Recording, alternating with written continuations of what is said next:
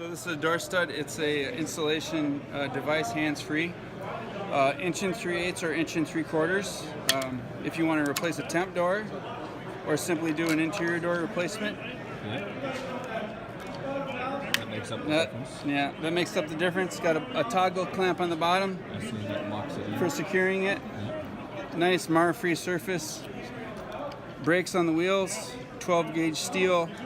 Let's see. Zinc plated. And what's the capacity? Weight 300 pounds. Okay, we may have sold it. Yeah. Okay. And let's see it in place here. So what's nice about it, it's good for either pre-hung or slab Yeah. installation and replacement. You simply lay the door on its side, apply the door studs, and raise or lower the wheels two at a time to get to a level. I see.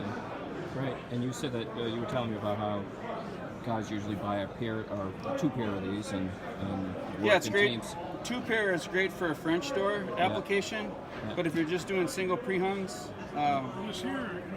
one set will do for you.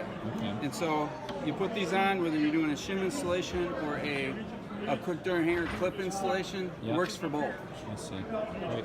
And then for heavier doors, you have We have a commercial door product, yeah. This is the Door Stud Heavy.